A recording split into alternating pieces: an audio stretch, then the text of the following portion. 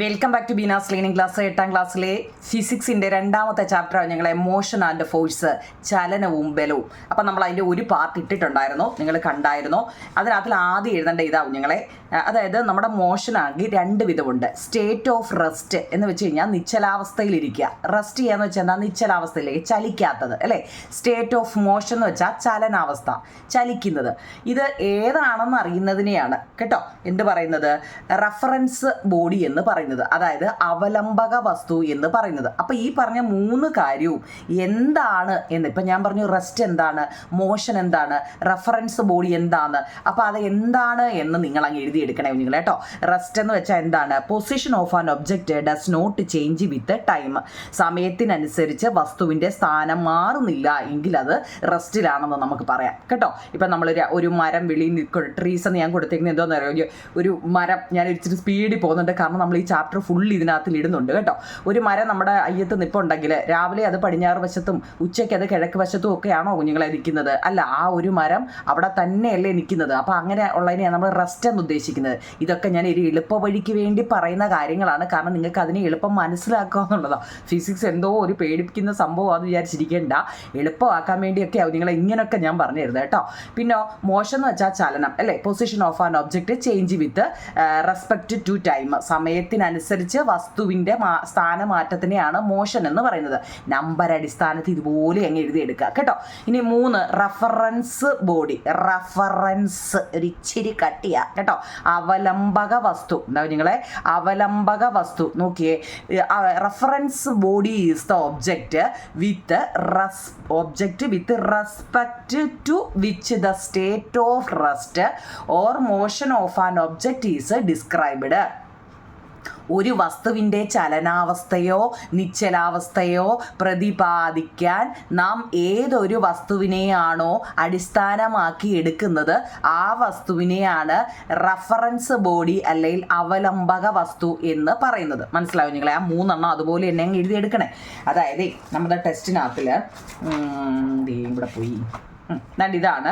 ഇവിടെ ടീച്ചർ വന്ന് ചോദിക്കുന്ന, നിങ്ങൾ ക്ലാസ് തുടങ്ങുമ്പോൾ കറക്റ്റ് ആ നേരത്തെ ഇരുന്ന സ്ഥലത്ത് തന്നെയാണോ കുഞ്ഞുങ്ങളെ വന്നിരിക്കുന്നത്? അപ്പോൾ കുട്ടികളൊക്കെ ശരി ആന്ന് ടീച്ചർ, ഞാൻ അവിടെ തന്നെയാണ് വന്നിരുന്നത് അല്ലേ ടീച്ചർ. എന്നാലല്ല, നിങ്ങൾ രാവിലെ ഇരുന്നിടത്തല്ല കുഞ്ഞുങ്ങളെ, നിങ്ങൾ ഇരിക്കുന്ന സ്ഥലം മാറിയിരിക്കുന്നു അല്ലേ. കുട്ടിയുടെ സ്ഥാനം മാറിയിരിക്കുന്നത് ടീച്ചർ പറയാനുള്ള കാരണം എന്താണെന്നാണ് ഞാൻ ഇച്ചിരി സ്പീഡിൽ പറയുന്നുണ്ട് കേട്ടോ. നിങ്ങൾക്കും കേൾക്കുമ്പോൾ അതാന്ന് തോന്നുന്നു എളുപ്പം അല്ലേ. നിരങ്ങുന്നത് വെച്ച് നിരങ്ങി എടുക്കുന്ന ഇപ്പം പെട്ടെന്ന് അങ്ങ് പറയാം, കാരണം ഇത് ഒരു ലിങ്ക് ഇട്ടതാട്ടോ. അതുകൊണ്ടാണ് ഇവിടെ നോക്കൂ നിങ്ങളെ, ഒരു 6 പടം കൊടുത്തിട്ടുണ്ട്. ഇത് നോക്കിയേ, ഒരു ജെയിൻറ്റ് വീല് കറങ്ങുക. ഈ ജെയിൻറ്റ് വീലിനകത്തിലെല്ലാം ഇതിലൊക്കെ കയറിയിട്ടുള്ളവരുണ്ടോ നിങ്ങളെ? ജെയിൻറ്റ് വീലിൽ കയറിയിട്ടുണ്ടോ? ഞാൻ കയറിയിട്ടുണ്ട്. ഞാൻ എപ്പോൾ കയറുമ്പോഴും എന്താ ഛർദ്ദിച്ച് കുളമാക്കിയിട്ടാണ് ഇറങ്ങുന്നത് കേട്ടോ. നിങ്ങളൊക്കെയോ? ഞാൻ വലിയ കാര്യത്തിൽ ആരെങ്കിലും കയറുമ്പോൾ ഞാനും കയറും കേട്ടോ. എനിക്ക് കണ്ടു നിൽക്കാൻ പറ്റത്തില്ല, എനിക്കും അപ്പോൾ കയറണമെന്നൊരാഗ്രഹം. അപ്പോൾ ഞാനും എന്ത് ചെയ്യും, കുട്ടികളെയും കൊണ്ടൊക്കെ നമ്മൾ ട്രിപ്പ് പോകുമല്ലോ, അന്നേരം എല്ലാം ഞാനും കയറും. എന്നിട്ട് എന്ത് ചെയ്യും, ആദ്യം കൂട്ടിയടിച്ച് വിടുന്ന ഞാനായിരിക്കും. ഛർദ്ദിക്കുക കേട്ടോ. അപ്പോൾ നോക്കുന്നില്ല ഇവിടെ. അപ്പോൾ ഇത് കാണുമ്പോൾ എല്ലാം അതുകൊണ്ട് എനിക്കത് ഓർമ്മ വരും. Giant wheel. പിന്നെ ഇവിടെ നോക്കുന്നില്ല, ഒരു കുതിരയുടെ പുറത്ത് ഒരാളിരിപ്പുണ്ട്. ഇവിടെ ഒരു വണ്ടി ഓടിക്കുന്നുണ്ട്, വണ്ടിക്കകത്ത് നമ്മുടെ തടി ഇരിപ്പുണ്ട്. ഇതൊക്കെ എളുപ്പ വഴിക്ക് വേണ്ടിയാണ് പറയുന്നത് കേട്ടോ. ഒരു കിളിയുടെ ചുണ്ടിൽ വൈക്കോലും കൊണ്ട് പോകുന്നുണ്ട്.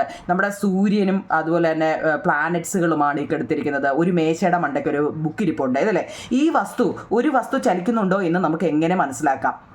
ഈ വസ്തുക്കളൊക്കെ ചലിക്കുന്നുണ്ടോ എന്ന് നമുക്ക് എങ്ങനെ അറിയാം കുഞ്ഞുങ്ങളെ? ഇവിടെ കുറേ കാര്യങ്ങൾ കൊടുത്തിട്ടുണ്ട്. ഈ കൊടുത്തിരിക്കുന്ന സംഭവം തന്നെയാണ് കുഞ്ഞുങ്ങളെ നിങ്ങളുടെ വലതുവശത്തെ ആ ബോക്സിൽ കൊടുത്തിരിക്കുന്നത് കേട്ടോ. മനസ്സിലായോ? ഈ പടം കൊടുത്തിരിക്കുന്നതിനെ അപേക്ഷിച്ചാണ് നമ്മുടെ അടുത്ത് ചോദിച്ചിരിക്കുന്നത്. പിന്നെ ഇതിൻ്റെ ഇടയ്ക്കുള്ള ചോദ്യം എന്ന് വെച്ചാൽ, ഞാൻ ഈ പറഞ്ഞ റഫറൻസ് ബോഡി എന്താണ്, മോഷൻ എന്താണ്, റെസ്റ്റ് എന്താണ് എന്നൊക്കെയാണ്. അത് നിങ്ങൾ ഓൾറെഡി ആ 3 എണ്ണം എഴുതിയായിരുന്നല്ലോ. ഇനി അതിൻ്റെ പുറകെ പോകണ്ട. ഇത് നോക്കൂ നിങ്ങൾ, ഇവിടെ കറങ്ങുന്ന ജെയിൻറ്റ് വീലിലെ കുട്ടി നോക്കണേ. കറങ്ങുന്ന ജെയിൻറ്റ് വീലിലെ കുട്ടി. അപ്പോൾ അവിടെ 3 ബോക്സ് കൊടുത്തിട്ടുണ്ട്. നോക്കിയേ, തൊട്ടടുത്തിരിക്കുന്ന കുട്ടിയെ അപേക്ഷിച്ച് തൊട്ടടുത്ത് ഇപ്പോൾ ഒരു ജെയിൻറ്റ് വീലുണ്ടെങ്കിൽ ബാലൻസ് ചെയ്യാൻ വേണ്ടി 2 പേര് അപ്പുറം ഇപ്പുറം ഇരിക്കത്തില്ലേ കുഞ്ഞുങ്ങളെ. അപ്പോൾ ആ തൊട്ടടുത്തിരിക്കുന്ന കുട്ടിയെ അപേക്ഷിച്ച് ആ കുട്ടി നിശ്ചലാവസ്ഥയിലായിരിക്കും, റെസ്റ്റിലായിരിക്കും അല്ലേ. ആ കുട്ടി അതിനകത്ത് കിടന്ന് ഓടുവാണോ? അല്ല, അതും 2 പേരും അവിടെ തന്നെ ആ സീറ്റിൽ അവരുടെ സീറ്റിൽ തന്നെ ഇരിക്കുമല്ലേ. അപ്പോൾ അത് നിശ്ചലാവസ്ഥയിലാണ്. എന്നാൽ തറയിൽ നിൽക്കുന്ന ആളെ അപേക്ഷിച്ചോ? ഇപ്പം തറയിൽ നിൽക്കുന്ന ആളെ അപേക്ഷിച്ച് നമ്മളെന്താ അതിനകത്ത് കയറിയിരിക്കുന്ന ആളെന്താ കറങ്ങിക്കൊണ്ടിരിക്കുമല്ലേ, നമ്മൾ കറങ്ങിക്കൊണ്ടിരിക്കുമല്ലേ. അപ്പോൾ അതെന്താ, അത് ചലനാവസ്ഥയാണ്, മനസ്സിലാക്കി എഴുതണേ. ഇനി കുതിരസവാരി ചെയ്യുന്ന ആൾ, നമ്മൾ ആ പടത്തിൽ കണ്ടു കുതിരസവാരി ചെയ്യുന്ന കുതിരയെ അപേക്ഷിച്ച് അയാൾ എന്തെടുക്കുക, അയാൾ അവിടെ ഇരിക്കുമല്ലേ, ആ കുതിരയുടെ മണ്ടയ്ക്ക് റെസ്റ്റ് ചെയ്തിരിക്കുക. പക്ഷേ ആ തറയെ നടന്നു പോകുന്ന ആ തറയെ അപേക്ഷിച്ച് ആ കുതിര ചെയ്യുന്ന സവാരി ചെയ്യുന്ന ആളെന്താ കുഞ്ഞുങ്ങളെ, ആ കുതിരയുടെ മണ്ടയിൽ കയറി പോവില്ലയോ, ഇല്ലയോ, അതും പോവില്ലയോ. അപ്പോൾ അവിടെ എന്താ, ചലനാവസ്ഥയാണ്. നല്ലപോലെ വായിച്ച് നോക്കിയിട്ട് വേണേ എഴുതാൻ കേട്ടോ. ഇനി പറക്കുന്ന കിളിയുടെ കൊക്കിലെ മരച്ചില്ല, ആ പറക്കുന്ന കിളിയുടെ ചുണ്ടിൽ 2 മരച്ചില്ല ഇരിപ്പുണ്ടെന്ന്. കിളിയെ അപേക്ഷിച്ച് എന്താ, അത് റെസ്റ്റിലാണ്, അത് അതിൻ്റെ വായിൽ എന്താ കടിച്ചു പിടിച്ച് വെച്ചുകൊണ്ടിരിക്കുക അല്ലേ. പക്ഷേ തറയിൽ നിന്നൊരാൾ നോക്കുവാണെങ്കിലോ ആ മരച്ചില്ല എന്താ കുഞ്ഞുങ്ങളെ, ആ കിളിയുടെ കൂടെ പോവല്ലേ. അപ്പോൾ അത് ചലനാവസ്ഥയാണ് കേട്ടോ. സൗരയൂഥത്തിലെ ഭൂമി, സൗരയൂഥം കാണിച്ചിട്ടുണ്ട്, സോളാർ സിസ്റ്റം അല്ലേ. അതിനകത്തിലെ സൂര്യനെ അപേക്ഷിച്ച്, സൂര്യൻ എന്താ കുഞ്ഞുങ്ങളെ, സൂര്യന് എന്താ അവിടെ, സൂര്യനെ അപേക്ഷിച്ച് ഭൂമി എന്തുവാ, സൂര്യൻ ഒരിടത്ത് തന്നെ നിൽക്കുമല്ലേ കുഞ്ഞുങ്ങളെ, അവിടെ ഭൂമിയല്ലേ കിടന്ന് കറങ്ങുന്നത്. അപ്പം സൂര്യനെ അപേക്ഷിച്ച് എന്താ, ഭൂമി കറങ്ങുകയാണ്. ചന്ദ്രനെ അപേക്ഷിച്ചു എന്താ, നമ്മുടെ ഭൂമി കറങ്ങുക. ചന്ദ്രൻ ഒരു സാറ്റലൈറ്റ് ആട്ടോ, ഉപഗ്രഹമാണേ. ഓടിക്കൊണ്ടിരിക്കുന്ന ലോറിയിലെ മരത്തടി, നമ്മളാണ്ട് ലോറി ആ പടത്തിൽ കാണാം അല്ലേ, തടിയെ കൊണ്ടുപോവുക. ആ ഓടിക്കൊണ്ടിരിക്കുന്ന ലോറിയിലെ ആ മരത്തടി ലോറിയെ അപേക്ഷിച്ച് എന്താ, അത് ആ തടി അടക്കി അവിടെ കെട്ടി പൂട്ടി വെച്ചിരിക്കുക, റെസ്റ്റിലാണ്. ലോറിയെ അപേക്ഷിച്ച് ആ തടി അവിടെ കെട്ടി വെച്ചിരിക്കുക അല്ലേ. പക്ഷേ മരങ്ങൾ, ആ ലോറി ഇങ്ങനെ ഓടിക്കൊണ്ടേയിരിക്കുമ്പം ആ സൈഡിൽ നിൽക്കുന്ന മരങ്ങളെ അപേക്ഷിച്ച് എന്താ കുഞ്ഞുങ്ങളെ, ആ ലോറിയും തടിയെല്ലാം പൊക്കൊണ്ടേയിരിക്കുമല്ലേ കേട്ടോ. മേശപ്പുറത്തിരിക്കുന്ന ഒരു പുസ്തകം, മേശയെ അപേക്ഷിച്ച്, മേശയുടെ മണ്ടയ്ക്ക് അത് അടങ്ങി അവിടെ ഇരിക്കുക, റെസ്റ്റിലാണ് അല്ലേ. പക്ഷേ എന്താ, സൂര്യനെ അപേക്ഷിച്ചോ, മുകളിൽ നിൽക്കുന്ന സൂര്യനെ അപേക്ഷിച്ചോ അതെന്താ, അതും എന്താ ചലനാവസ്ഥയിലാണ് കേട്ടോ. ഇതൊക്കെ നമ്മൾ പറഞ്ഞതാ, എന്നാലും ഞാൻ ഒന്നുകൂടെ പറയാം നിങ്ങളെ. അവലംബക വസ്തു, അതിനാണ് റെഫറൻസ് ബോഡി എന്ന് പറയുന്നത്. ഇത് നമ്മൾ 1ാമത്തെ പാർട്ടിൽ ഇട്ടതാണ്. പിന്നെ ഞാൻ ഒന്നും കൂടെ മൊത്തത്തിൽ പറയുന്നതുകൊണ്ട് ഒന്നുകൂടെ പറഞ്ഞതാ. ഇവിടെ ഒരു ട്രാക്ക് കൊടുത്തിട്ടുണ്ട്, 400 മീറ്റർ ട്രാക്കാണ്. അതിൻ്റെ അകത്തിൽ നമ്മൾ ഇത് ഫുള്ള് ഓടി വരുന്നത് 400 മീറ്ററാണ്. അപ്പോൾ ഇവർ ചോദിച്ചിട്ടുണ്ട്, അങ്ങനെയാണെങ്കിൽ 2 റൗണ്ട് എത്ര, 2 റൗണ്ട് 800 ആവും നിങ്ങളെ അല്ലേ. 1 റൗണ്ട് 400 ആണെങ്കിൽ 2 റൗണ്ട് 800, അപ്പം 3 റൗണ്ടോ പെട്ട് അല്ലേ, കാരണം ടേബിൾ അറിയത്തില്ല. എത്ര, 1 4 4, 2 4 8, 3 4 12, 1200 മീറ്റർ ആയിരിക്കും കേട്ടോ. മീറ്ററാണേ. നിങ്ങൾ ഈ യൂണിറ്റ് ഒക്കെ കറക്റ്റായിട്ട് പഠിക്കണേ. ഇനി നോക്കിയേ, ഒരു വസ്തു സഞ്ചരിച്ച പാതയുടെ നീളമാണ് ദൂരം. ദൂരത്തിലെ SI യൂണിറ്റ് മീറ്ററാണ് അല്ലേ. അതൊക്കെ നമ്മൾ പറഞ്ഞതാണ്. അത് നമ്മൾ പറഞ്ഞ എവിടെ വരെയാവും നിങ്ങളെ, അതൊക്കെ പറഞ്ഞു. കിളിയുടെ ചുണ്ടിൻ്റെ കാര്യങ്ങൾ ഉണ്ട്, ഇതൊക്കെ പറഞ്ഞു. ഇതും പറഞ്ഞു, ഇത് പറഞ്ഞു, ഇപ്പോൾ മോഷന് ഒക്കെ ഇത് പറഞ്ഞു. റഫറൻസ് ഒബ്ജക്റ്റ് പറഞ്ഞു. പിന്നെ ഡിസ്റ്റൻസ് അല്ലേ. ഇനി നമ്മൾ ദൂരത്തെക്കുറിച്ചാണ് ഇപ്പോൾ പറഞ്ഞിരിക്കുന്നത്. എന്താണ് ഡിസ്റ്റൻസ്, അത് എഴുതാത്തവർ താണ്ടോ നിങ്ങളെ. ഡിസ്റ്റൻസ് എന്നാൽ എന്ത്, ഓഡോമീറ്റർ എന്നാൽ എന്ത്, വേഗം എന്നാൽ എന്ത്, ഈ 3 എഴുതിയെടുക്കണേ. കാരണം അതിനെക്കുറിച്ച് ഇനി നമ്മൾ പറയുന്നത് നോട്ട്. കാരണം എല്ലാം കൂടെ കാരണം നിങ്ങൾ ഈ ലിങ്ക് തപ്പി ഫസ്റ്റ് കിട്ടുന്നവർക്ക് സെക്കൻഡ് കിട്ടുന്നില്ല എന്ന് പറഞ്ഞതുകൊണ്ട് ഞാൻ ഇന്ന് അവധി ദിവസം ആയതുകൊണ്ട് ഫുള്ളി ഇരുന്ന് നിങ്ങൾക്ക് ഈ നോട്ട് തയ്യാറാക്കുമായിരുന്നില്ല. ഡിസ്റ്റൻസ് എന്ന് വെച്ചാൽ ദൂരം. Distance is the length of a path traveled by an object. The SI unit of a distance is meter. ഒരു വസ്തു സഞ്ചരിച്ച പാതയുടെ നീളമാണ് കുഞ്ഞുങ്ങളെ അതിൻ്റെ ദൂരം എന്ന് പറയുന്നത്. ഈ ദൂരത്തിൻ്റെ SI യൂണിറ്റ് മീറ്ററുമാണ്. ദൂരത്തിൻ്റെ ഡിസ്റ്റൻസ്, അതായത് ദൂരം, അതിൻ്റെ SI യൂണിറ്റ് മീറ്ററാണ്. ഇനി ഓഡോമീറ്ററിൻ്റെ പടം ഞാനിപ്പോൾ ടെസ്റ്റിൽ പറയാം. Odometer is a device that measure total distance travelled by a vehicle. ഓഡോമീറ്ററും സ്പീഡോമീറ്ററും ഉണ്ട് കേട്ടോ. അതിൽ ഫസ്റ്റ് ഇപ്പം നമ്മൾ പഠിക്കുന്നത് ഓഡോമീറ്റർ ആണ്. ഒരു വാഹനം സഞ്ചരിച്ച ആകെ ദൂരം അളക്കുന്നതിന് ഉപകരണമാണ് കേട്ടോ നിങ്ങളെ. തെറ്റിപ്പോകല്ലേ, ഓഡോമീറ്ററും സ്പീഡോമീറ്ററൂടെ തിരിഞ്ഞു പോകല്ലേ കേട്ടോ. ദൂരം അളക്കുന്നതിനുള്ള ഉപകരണമാണ് ഓഡോമീറ്റർ. ഈ ഓഡോമീറ്ററിൽ എപ്പോഴും എന്താണെന്നറിയോ, കിലോമീറ്ററിലാണ്. ഇതൊക്കെ ഒരു മാർക്കിൻ്റെ വളരെ ഇമ്പോർട്ടൻ്റ് ആണ്. കിലോമീറ്ററിലാണ് എന്താ നിങ്ങളെ ഇത് കാണിക്കുന്നത് കേട്ടോ, ഓഡോമീറ്റർ. ഇനി എന്താണ് വേഗം? യൂണിറ്റ് സമയത്തിൽ വസ്തു സഞ്ചരിച്ച ദൂരമാണ് വേഗം. വേഗത്തിൻ്റെ SI unit metre per second ആണ്. നമ്മൾ ഫസ്റ്റ് പാർട്ട് ഇതിനെക്കുറിച്ചൊക്കെ വിശദമായിട്ട് പറഞ്ഞതാ. ഒന്നുകൂടെ ഒന്ന് ഓടിച്ചിട്ട് പറഞ്ഞതേ ഉള്ളൂ കേട്ടോ. മീറ്റർ പെർ സെക്കൻഡ്, ഈ വരയ്ക്ക് പെർ സെക്കൻഡ് എന്നാണ് പറയുന്നത്. നോക്കൂ, ഓഡോമീറ്ററിനെ കുറിച്ചാവും നിങ്ങളെ. 1 കിലോമീറ്റർ എന്ന് വെച്ചാൽ 1000 മീറ്ററാണ്. അതൊക്കെ നല്ലപോലെ അറിയണേ.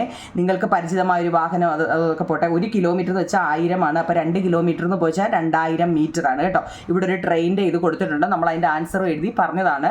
ട്രെയിൻ എപ്പോഴും പിന്നെ എന്താ നിങ്ങളെ, എപ്പോഴും ഒരു ഇത് സ്റ്റാർട്ട് ചെയ്യുന്നത് 0-യിലായിരിക്കും കേട്ടോ. 0 കേട്ടോ കുഞ്ഞുങ്ങളെ, അത് ഓർത്തോണേ 0. അത് കഴിഞ്ഞിട്ട് അങ്ങോട്ട് ഇവിടെ കിലോമീറ്റർ കൊടുത്തിട്ടുണ്ട്, അതെല്ലാം ഇവിടെ എഴുതി വെച്ചിട്ടുണ്ട് കേട്ടോ. ഇവിടെ ഓട്ടത്തിനെ കുറിച്ചൊക്കെ നമ്മൾ പറഞ്ഞതാണ്. പിന്നെ ഇതിനകത്തിൽ എന്താ പിന്നെ സ്പീഡ് കാണുന്നുള്ള ഇക്വേഷനൊക്കെ അറിയണേ കുഞ്ഞുങ്ങളെ. അതായത് എന്താണ്ടേ ഈ ഒരു SI unit metre per second ആണ്. Speed of vehicle kilometre per hour ആണ്. ഇത് വൃത്തിയായിട്ട് എഴുതിയെടുക്കണേ, ഒന്നാമത്തെ പാർട്ടിൽ ഇട്ടതാണ് കേട്ടോ, അതുകൊണ്ടാണ് ഇച്ചിരി സ്പീഡിൽ പോകുന്നത്. നിങ്ങളത് can you explain how these calculated, ഇതെങ്ങനെയാണ് കാൽക്കുലേറ്റ് ചെയ്യുന്നതെന്നൊക്കെ തന്നെ ഇവിടെ എഴുതി വെച്ചിട്ടുണ്ട് കേട്ടോ. നമ്മൾ ഇതും കൊണ്ട് ഇരുന്ന് കഴിഞ്ഞാലേ ബാക്കി എടുക്കാൻ പറ്റത്തില്ല. അതുകൊണ്ട് അഥവാ ഡൗട്ട് ഉള്ളവർ ആ ഒന്നാമത്തെ പാർട്ട് കണ്ടിട്ടേ ഇത് കയറി കാണാവേ കേട്ടോ. അപ്പോൾ നമുക്ക് പാർട്ട് 2 നോക്കാം കുഞ്ഞുങ്ങളെ. പാർട്ട് 2 താണ്ടേ ഞാനിപ്പോൾ പറഞ്ഞില്ലേ സ്പീഡ്. ഇത് കണ്ടോ, ഇതെന്താണെന്നറിയോ? സ്പീഡോമീറ്റർ. മുമ്പ് നമ്മൾ പഠിച്ചത് ഓഡോമീറ്റർ. ഇതാണ് ഓഡോമീറ്ററും സ്പീഡോമീറ്ററും കൂടെ തിരിഞ്ഞു പോവല്ലേ കേട്ടോ. നമ്മൾ വണ്ടി ഓടിക്കുമ്പോൾ എത്ര സ്പീഡിലാണ് പോകുന്നതെന്ന് ഫ്രണ്ടിൽ നോക്കിയല്ലേ നമ്മൾ ഓടിക്കുന്നത്. അതാ ഇവിടെ നോക്കിക്കേ. അപ്പം നമുക്ക് അതിന് മുമ്പേ ഒരു ചോദ്യം ഉണ്ട് കുഞ്ഞുങ്ങളെ, നോക്കണേ. ഈ ചോദ്യം നോക്കിയേ. എ എന്ന ബസ് 5 സെക്കൻഡ് കൊണ്ട് 75 മീറ്റർ സഞ്ചരിച്ചു. ബി എന്ന ബസ് 7 സെക്കൻഡ് കൊണ്ട് 112 മീറ്ററും സഞ്ചരിച്ചു. ഏത് ബസ്സാണ് കൂടുതൽ വേഗം സഞ്ചരിച്ചത്? Bus A travelled 75 metre in 5 second. Bus B travelled 112 അല്ലേ 12 metre in 7 second. Which bus was faster? ചോദ്യം മലയാളം ഇംഗ്ലീഷ് ഉണ്ട്. ഞാൻ സ്പീഡിൽ പോകുന്നതുകൊണ്ട് ഇനി അഥവാ നിങ്ങൾക്ക് തിരിയുന്നില്ല എന്നുണ്ടെങ്കിൽ ഒന്ന് പോസ് ചെയ്തിട്ടിട്ട് കണ്ടാൽ മതി കേട്ടോ. സംഭവം എല്ലാം ഉണ്ട്. ബസ് എ നോക്കൂ കുഞ്ഞുങ്ങളെ, നമുക്ക് ഈ വേഗം ഏത് ബസ്സാണ് കൂടുതൽ വേഗം സഞ്ചരിച്ചത് എന്നാണ് നമ്മളോട് ചോദിച്ചത്. അപ്പം നമ്മൾ ഏതാ സ്പീഡ് കാണാനുള്ള ഇക്വേഷൻ പഠിച്ചു വെച്ചേക്കണേ കുഞ്ഞുങ്ങളെ. സ്പീഡ് ഡിസ്റ്റൻസ് ബൈ ടൈം ആണ്. ഡിസ്റ്റൻസ് നമുക്ക് തന്നിട്ടുണ്ട് 75 മീറ്റർ. സമയം നമുക്ക് തന്നിട്ടുണ്ട് 5 സെക്കൻഡ്. ബസ് എയുടെ അപ്പം നമുക്ക് 15 മീറ്റർ പെർ സെക്കൻഡാണ്. നമ്മൾ പറഞ്ഞു വാഹനങ്ങളുടെ മീറ്റർ പെർ സെക്കൻഡിലാണ് എടുക്കേണ്ടത് അല്ലേ. അതായത് മലയാളംകാർക്ക് വേഗം കാണുന്നത് ദൂരം ബൈ സമയമാണ് കേട്ടോ. ഇനി ബസ് ബിയും അതുപോലെ തന്നെയാണ്. ഡിസ്റ്റൻസും തന്നിട്ടുണ്ട്, ടൈമും തന്നിട്ടുണ്ട്. Distance by time 16 metre per സെക്കൻഡാണ്. ഇങ്ങനൊരു ചോദ്യം ടെസ്റ്റിലുണ്ട്, അത് വൃത്തിയായിട്ട് എഴുതിയെടുക്കണം കേട്ടോ. അടുത്ത നമ്മൾ പഠിക്കുന്നത് ഓക്കെ ആണോ കുഞ്ഞുങ്ങളെ? ആ ക്വസ്റ്റ്യൻ ആൻസറൊക്കെ നിങ്ങൾക്ക് അറിയാമല്ലോ, ഡിവൈഡ് ചെയ്യാനൊക്കെ അറിയാമല്ലോ. ഇനി സ്പീഡോമീറ്റർ എന്നാൽ ഓഡോമീറ്റർ നമ്മൾ പറഞ്ഞു അല്ലേ, ഓർമ്മ വേണേ. ഇനി സ്പീഡോമീറ്റർ എന്ന് വെച്ചാൽ is the device that show the speed of A vehicle. വാഹനങ്ങളുടെ വേഗം കാണിക്കും. നമ്മൾ വണ്ടി ഓടിക്കുമ്പോൾ അത് നോക്കിയാൽ നമ്മൾ ചിലപ്പോൾ ആളൊന്നുമില്ല, നല്ല റോഡാണെങ്കിൽ എന്താണ് ഒരു 90ഉം 80ലും ഒക്കെ അല്ലേ, ഒക്കെ നല്ല റോഡാണെങ്കിൽ നമ്മൾ ഓടിച്ചു കൊണ്ടുപോകും അല്ലേ. വാഹനങ്ങളുടെ വേഗം കാണിക്കുന്നതിനുള്ള ഉപകരണമാണ് സ്പീഡോമീറ്റർ കേട്ടോ. Speedometer is the device that show the speed of A vehicle. മറക്കല്ലേ. അതിൻ്റെ തൊട്ട് താഴെ നോക്കൂ നിങ്ങൾ. സ്പീഡോമീറ്ററിൻ്റെ തൊട്ട് അതാണ്ട് ഇവിടെ ഒരു കണക്ക് കൊടുത്തിട്ടുണ്ട്. ഈ കുട്ടിയെ, അതായത് സ്കൂൾ കായികമേളയിൽ 3 കുട്ടികൾ പങ്കെടുക്കുന്നതിൻ്റെ വിശദാംശങ്ങളാണ് താഴെ കൊടുത്തിരിക്കുന്നത്. സ്കൂൾ കായികമേളയിൽ 3 കുട്ടികൾ പങ്കെടുക്കുന്നതിൻ്റെ വിശദാംശങ്ങൾ താഴെ പട്ടികയിൽ കൊടുത്തിരിക്കുന്നു. ഇവയിൽ വേഗം കൂടിയ താരത്തെ കണ്ടെടുക്കുക. വേഗം കൂടുതൽ ആരാണെന്ന് നോക്കിയേ. ദൂരം 400 മീറ്റർ, സമയം 180. ഇവിടെ 400, 120. 400 മീറ്റർ 400 സെക്കൻഡ്. നോക്കിയേ, ഇവിടെ ഏറ്റവും കൂടുതൽ കുറച്ച് സമയം കൊണ്ട് എളുപ്പം വന്നത് ആരാണ്? കായികമേളയിൽ നോക്കൂ നിങ്ങൾ. ഇവിടെ 120 സെക്കൻഡ് കൊണ്ട് ഈ ബി എത്തിയിട്ടുണ്ടല്ലേ. മറ്റേവരൊക്കെ 400 സെക്കൻഡ് എടുത്ത് ഈ 400 മീറ്ററിൽ വരാൻ. ഇത് 180 സെക്കൻഡ് എടുത്തു 400 മീറ്റർ. പക്ഷേ ബി നിങ്ങളെ ഒരു 120 സെക്കൻഡ് ആയപ്പോഴത്തേക്ക് 400 മീറ്റർ എത്തി. അപ്പോൾ ഇവിടുത്തെ സ്പീഡിൽ വന്നത് ആരാണ്? നമ്മുടെ ബി ഹാസ് ഗ്രേറ്റർ സ്പീഡ്. ഇനി നമുക്ക് വേഗം, അതായത് സ്പീഡ് കാണുന്നുള്ള ഇക്വേഷൻ വെച്ചിട്ട് ഇതിങ്ങനെ അങ്ങ് ചെയ്തെടുക്കണം. അതായത് നമ്മൾ പറഞ്ഞായിരുന്നു സ്പീഡ് കാണുന്ന ഇക്വേഷൻ എന്താണ്? ഡിസ്റ്റൻസ് ബൈ ടൈം ആണെന്ന് കേട്ടോ. ഡിസ്റ്റൻസ് ബൈ ടൈം നമ്മളത് പറഞ്ഞ സ്പീഡ് കാണുന്നത് ഡിസ്റ്റൻസ് ബൈ ടൈം. ഈ ഇക്വേഷൻ എഴുതിയിട്ട് ഇത് വൃത്തിയായിട്ട് എഴുതിയെടുക്കണം. ഡിവൈഡ് ചെയ്യുമ്പോൾ 2.222 എന്നും പറഞ്ഞ് വരും. അപ്പോൾ 2 പോയിന്റ് കഴിഞ്ഞ് 2 ഡിജിറ്റ് ചെയ്ത് എഴുതിയാൽ മതി. 400നെ 400 കൊണ്ട് ഡിവൈഡ് ചെയ്യുമ്പോൾ 1 മീറ്റർ. എല്ലാം മീറ്റർ പെർ സെക്കൻഡ് ആണ് കുഞ്ഞുങ്ങൾ കേട്ടോ. അപ്പോൾ ഇവിടെ ആരാണ് ഫാസ്റ്റ് അത്ലറ്റിക്? ആരാണ് ഇവിടുത്തെ? B has greater speed. B ആണ് ഇവിടുത്തെ ഏറ്റവും സ്പീഡിൽ വന്നത് അല്ലേ, അത്ലറ്റിക്. ചോദ്യം നോക്കിയിട്ടാണ് കേട്ടോ. ഓക്കെ ആണേ. ഒരിച്ചിരി സ്പീഡിൽ പോവാണ്, കാരണം നമുക്ക് ഇച്ചിരി വലിയ പാഠമായതുകൊണ്ടേ നമുക്ക് തോന്നി. അടുത്ത നോക്കിയേ, സ്പീഡ് നീ നോക്കുന്നില്ല. Speed is the distance travelled in 1 second. 1 സെക്കൻഡിൽ സഞ്ചരിക്കുന്ന ദൂരമാകും നിങ്ങളെ വേഗം എന്ന് പറയുന്നത്.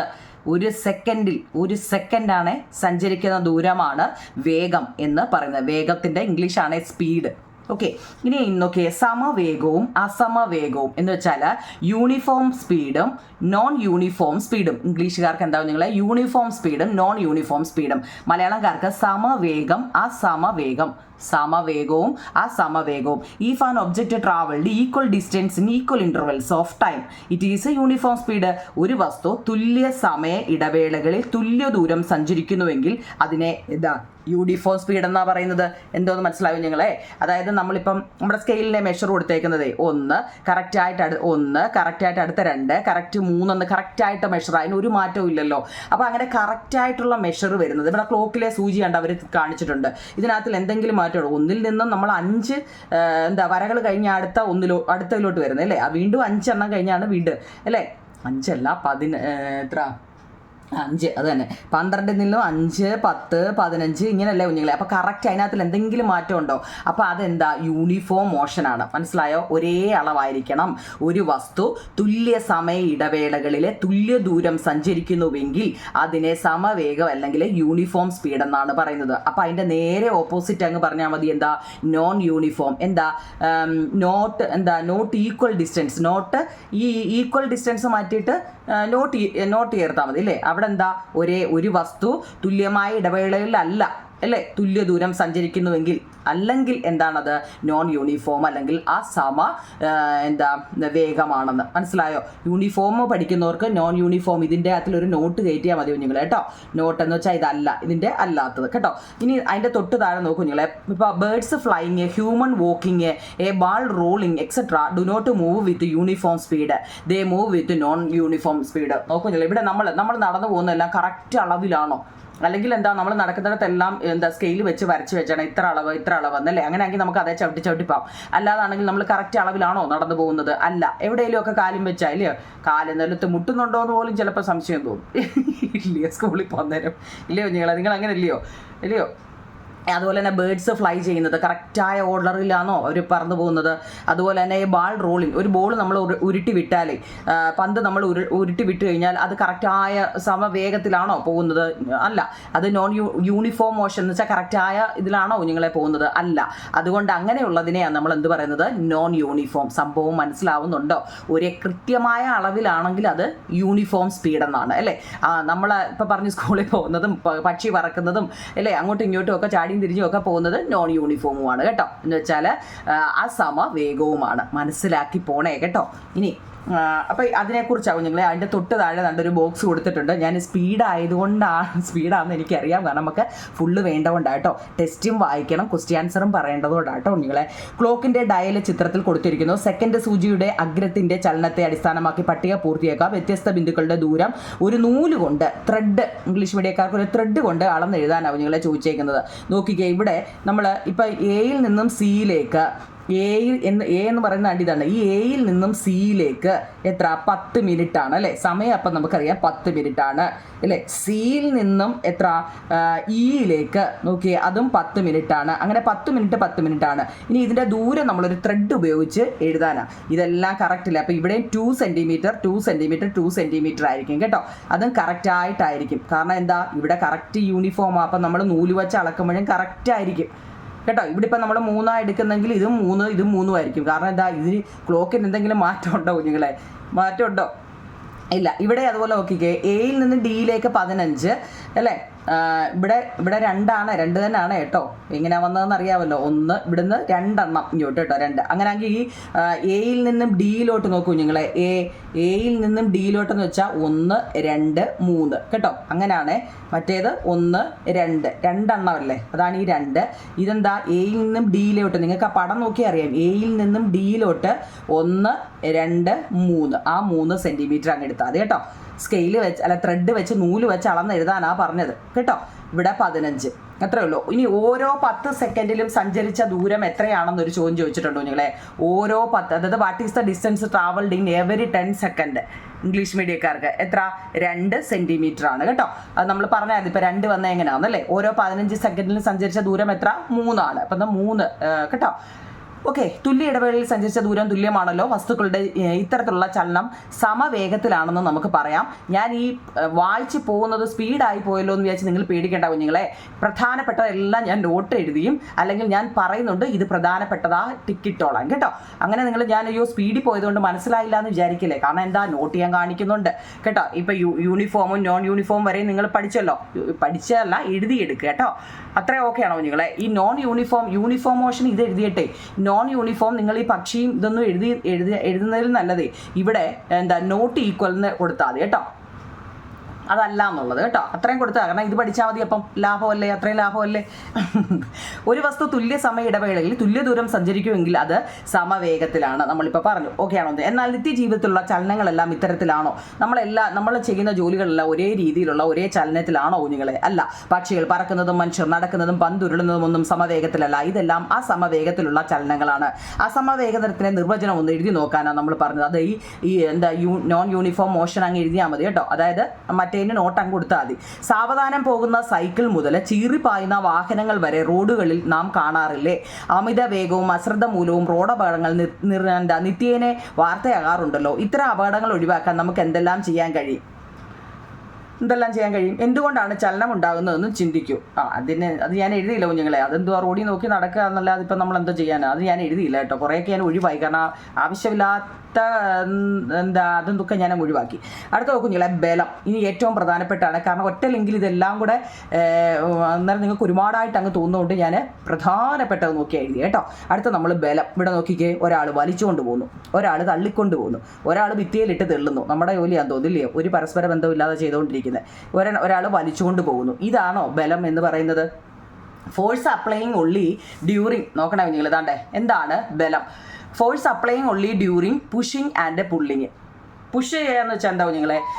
ചില കടകളിലോട്ട് നമ്മൾ ഗ്ലാസ് ഇട്ട ഇതിനകത്ത് നമ്മൾ പുള്ളെന്ന് എഴുതി വെച്ചിട്ടില്ലേ? എന്തോ ചെയ്യണമെന്ന് അറിയാൻ വയ്യാത്തൊരു നിപ്പില്ലേ നമ്മൾ, ഇല്ലയോ? അങ്ങോട്ട് വലിക്കുവാണോ ഇങ്ങോട്ട് വലിക്കുവാണോ എന്നല്ലേ? പുഷ് എന്ന് വെച്ചാൽ എന്താ? തള്ളുക എന്നാ കേട്ടോ. പുള്ളെന്ന് വെച്ചാൽ വലിക്കുക. ഇനിയെങ്കിലും അത് ഓർത്തോണേ കേട്ടോ. പുഷ് എന്ന് വെച്ചാൽ എന്താ കുഞ്ഞുങ്ങളെ? തള്ളുക. പുള്ളെന്ന് വെച്ചാൽ വലിക്കുക.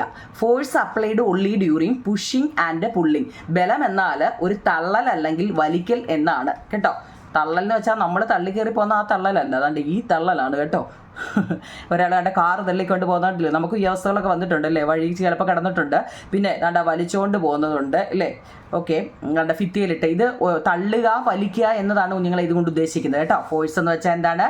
Force applying only during push and pull കേട്ടോ. ഇനി ബലത്തിനൊരു നിർവചനം കറക്റ്റായിട്ട് ഫോഴ്സ് എന്നാൽ എന്തെന്ന് ചോദിച്ചാൽ നിങ്ങൾ എങ്ങനെ പറയും? Force is that which changes or tend to change the shape, size or state or rest or state of motion or direction of a body കേട്ടോ. ഫോഴ്സ് എന്ന് വെച്ചാൽ എന്താ? നമുക്ക് ഒരു മാർക്കിന് ചോദിച്ചാൽ എഴുതാം.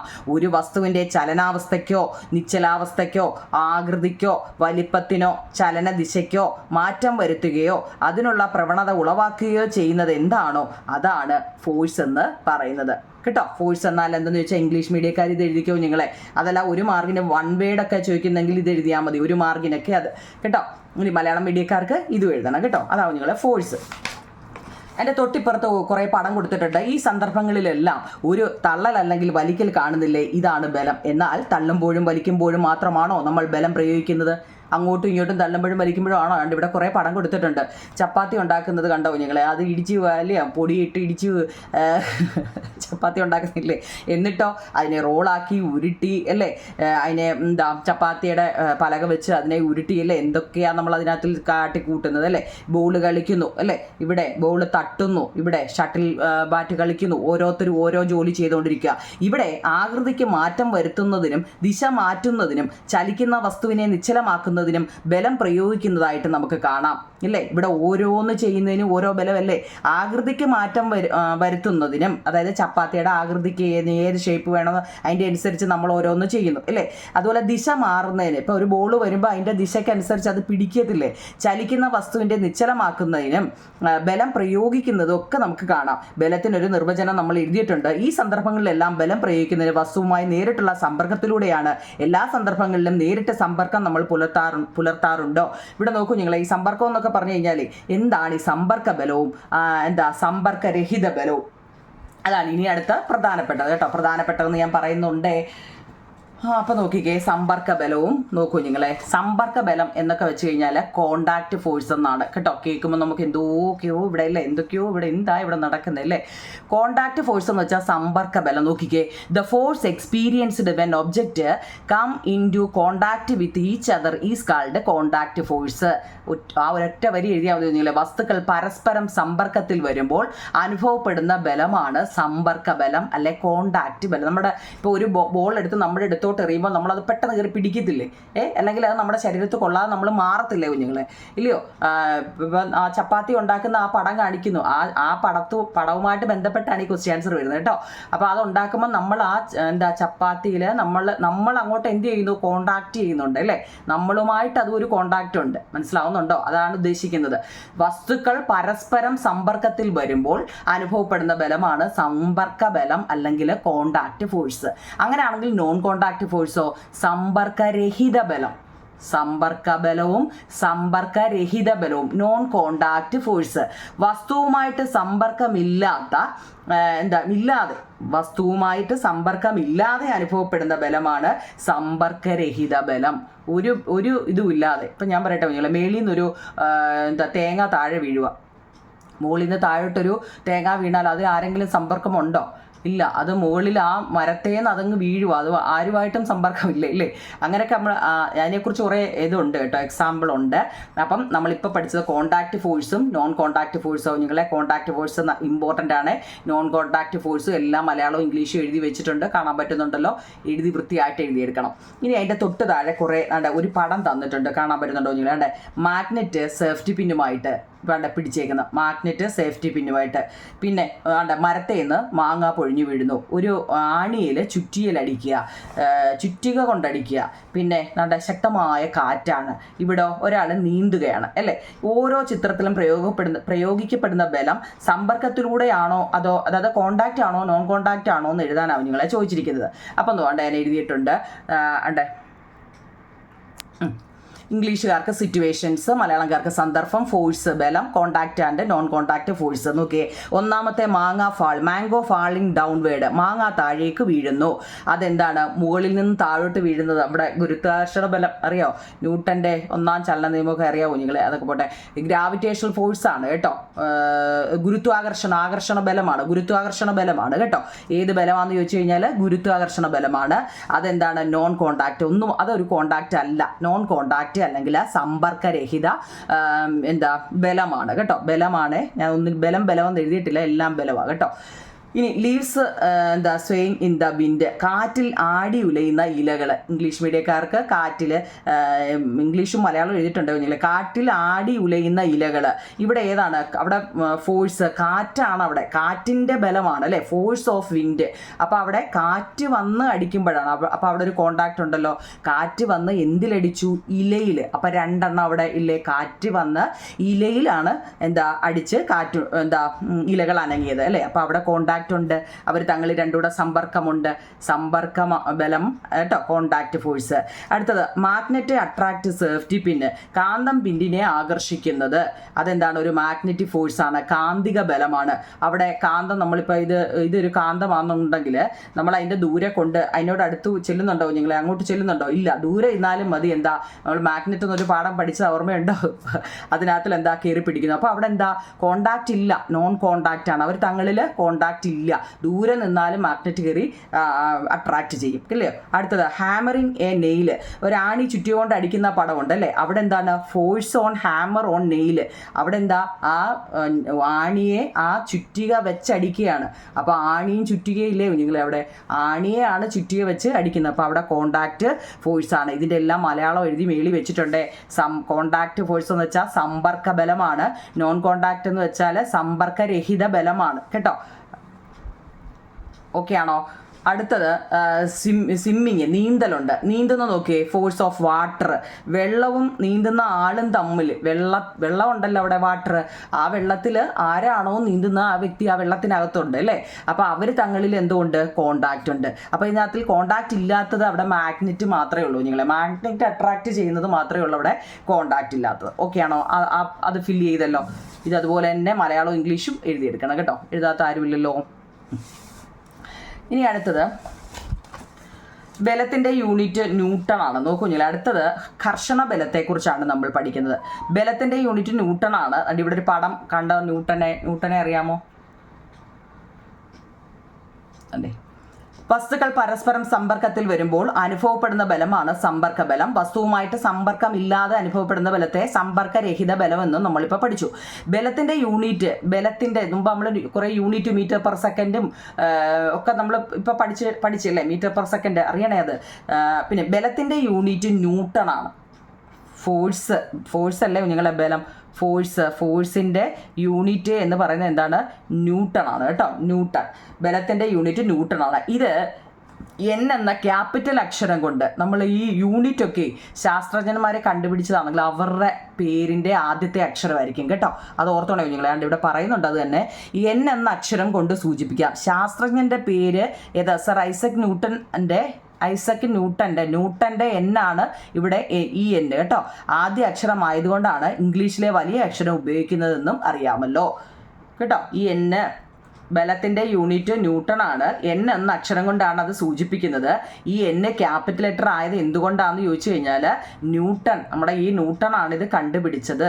അദ്ദേഹത്തിൻ്റെ പേരിൻ്റെ ആദ്യത്തെ അക്ഷരമാണ് എൻ കേട്ടോ. ഇനി അടുത്ത നമ്മൾ പഠിക്കുന്നത് ഘർഷണ ബലം, ഫ്രിക്ഷണൽ ഫോഴ്സ് എന്നാൽ എന്ത്? ഘർഷണബലം ഒരു പ്രതലം മറ്റൊരു പ്രതലത്തിലൂടെ ചലിക്കുമ്പോഴോ ചലിക്കാൻ ശ്രമിക്കുമ്പോഴോ അവയുടെ ആപേക്ഷിക ചലനത്തെ എതിർക്കുന്ന തരത്തിൽ പ്രതലങ്ങൾക്കിടയിൽ സമാന്തരമായിട്ട് ഒരു ബലം അനുഭവപ്പെടുന്നു. ഇതാണ് ഘർഷണബലം. വളരെ ഇമ്പോർട്ടൻ്റ് ആണ്. ഒരു പ്രതലം മറ്റൊരു പ്രതലത്തിലൂടെ ചലിക്കുമ്പോഴോ ചലിക്കാൻ ശ്രമിക്കുമ്പോഴോ അവയുടെ ആപേക്ഷിക ചലനത്തെ എതിർക്കുന്ന തരത്തിൽ പ്രതലങ്ങൾക്കിടയിൽ സമാന്തരമായിട്ടൊരു ബലം അനുഭവപ്പെടുന്നുണ്ട്. ഇതാണ് ഘർഷണബലം. When a surface move or tries to move over another surface, a parallel force is produced between them against their relative motions. This is frictional force. അതായത് എന്തോന്നറിയോ, തറയിലൂടെ സ്വതന്ത്രമായി ഉരുണ്ടു പോകുന്ന ഒരു പന്ത് കുറച്ചു കഴിഞ്ഞാൽ നിശ്ചലമാകുന്നതായിട്ട് കാണാം. ഇതിന് കാരണം എന്താണ്? നമ്മളൊരു പന്ത് താഴോട്ട് ഉരുട്ടിയിട്ടാൽ അതിങ്ങനെ പൊങ്ങി പോത്തില്ലേ?